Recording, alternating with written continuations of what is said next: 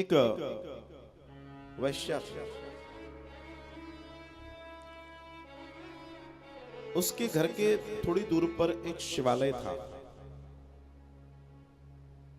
एक दिन घर से बाहर निकली, घर के पीछे शिवालय के वो बैठी है और वहां एक पेड़ था। उस पेड़ के नीचे बैठना उसे अच्छा लगता था। वो पान खाती थी। पान समझते? सब समझते। तो पान जब खाती थी तो वो अपने हाथ से जब अपना बीड़ा बनाती थी तो वो डब्बी जो होती है, जो पुराने लोगों के पास होती थी, दो मुही है, आपको कैसे मालूम? अच्छा, तो एक तरफ चूना होता था और एक तरफ तंबाकू होती थी, ऐसे कुछ होता था, या कुछ और होता था। दो तीन पुड़िया बुड़िया होती थी, मैं मुझे मालूम है, मेरी दादी के पास थी। तो दर्शन की बात यह महाराज कि जब वो बना लेती थी पूरा पान, तो जो अंगुली में चूना लगा होता था वो ऐसे दीवार पे लगाती थी, क्योंकि अब चूना साफ करना है ना, अंगुली को ऐसे करती थी। और उसका रोज का नियम था, एक आध घंटे वहां जाकर बैठती थी, पीछे, मंदिर में नहीं, पीछे जो पेड़ था, पेड़ का आनंद था उसको। क्योंकि जब जीवन में बहुत पाप होता है ना, तो कई बार व्यक्ति सत्य का सामना नहीं कर पाता, ईश्वर का सामना नहीं कर पाता।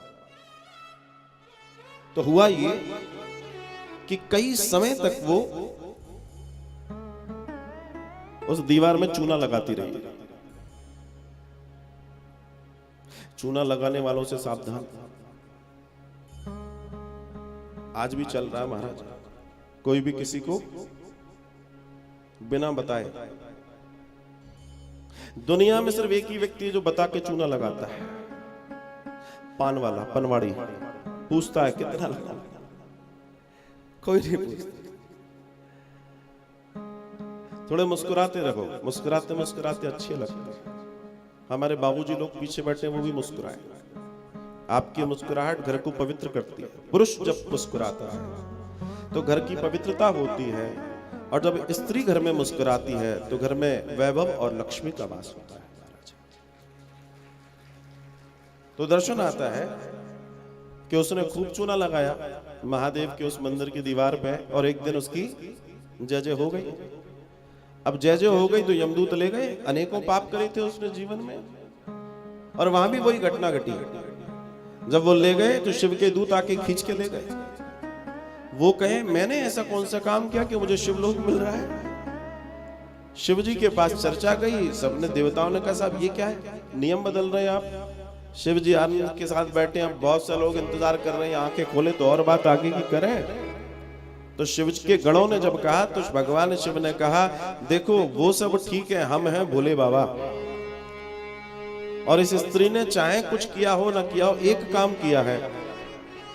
बोला क्या किया है? बोला इसने खूब चूना लगाया। कहां लगाया है? बोला हमारे शिवालय में। आप विचार करके देखिए, जो लोग मंदिरों में पेंट करवाते हैं, जो लोग मंदिरों में रोशनी करवाते हैं, जो लोग मंदिरों के जीर्णोद्धार करवाते हैं, ध्यान रखना, मंदिर निर्माण से बड़ा कार्य जीर्णोद्धार कराना है। पुराने प्राचीन मंदिरों का जीर्णोद्धार कराना है, बहुत ध्यान देने वाली बात है ये। तो दर्शन आता है कि भगवान महादेव ने अंत में जो निर्णय दिया वो ये था कि इसके कारण इसे शिवलोक की प्राप्ति हो रही है। आप विचार कीजिए कितने सरल है महादेव, उनकी सरलता का दर्शन देखिए कितना बड़ा है, और विचार करने वाली बात है।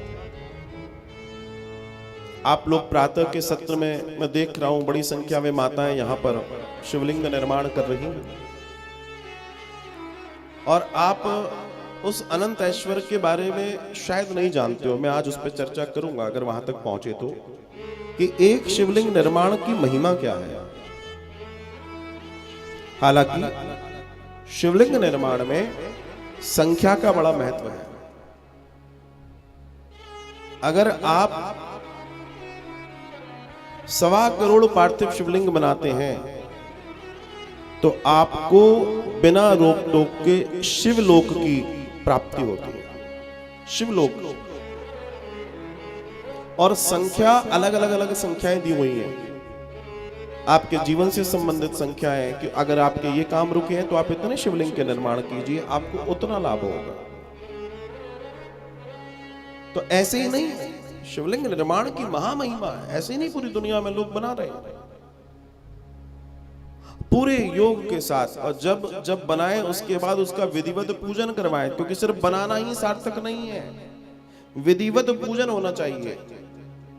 उसके साथ नियमित जो 3 तरह के दान हैं, तत्काल उसके 3 दान हो जाने चाहिए, और उसका विसर्जन भी होना चाहिए, और उसका शयन आदि इत्यादि पूरी एक प्रक्रिया है।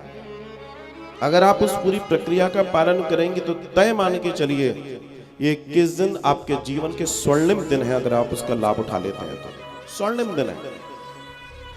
आप में से बहुत सारे लोग होंगे जो अपने जीवन के कई आयाम से परेशान हो सकते हैं।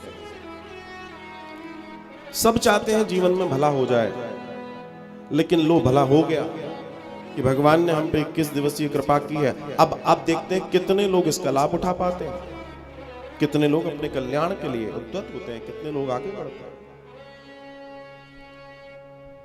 पूरे जीवन में काम कभी खत्म नहीं होंगे, गृह कार्य है, 50 कार्य कभी खत्म नहीं हो सकते, इतना ही मान के चलना, ये जीवन है, चलता रहेगा। जो लोग सुबह के सत्र में बनाए वो सबसे बेहतर, लेकिन वो लोग जो वास्तव में चाहते हैं सुबह आना, लेकिन वास्तविक तौर पे उनके साथ बड़ी कठिनाइयां हैं, और वो इस बात से दुखी हैं कि हम क्यों नहीं आ पा रहे। तो उनके लिए कल से इस समय पर भी व्यवस्था की जाएगी जब आप यहां आते हैं। लेकिन किसके लिए? भगवान शिव की कसम है, तुम में से एक को भी ध्यान रखना, वही उसके लिए व्यवस्था है जिसको वास्तव में सुबह समय नहीं है। ऐसा नहीं जो सुबह आ रहे हो गया अब ये बढ़िया हो गया, अब तो जय जय। ने त्रिशूल तो देखा ही होगा आपने, और भोले बाबा के पास बहुत सारे सर्प हैं। हाँ, ध्यान रखिए, इस बात को समझना, इस बात को जानना हम सबके लिए बहुत बहुत आवश्यक है।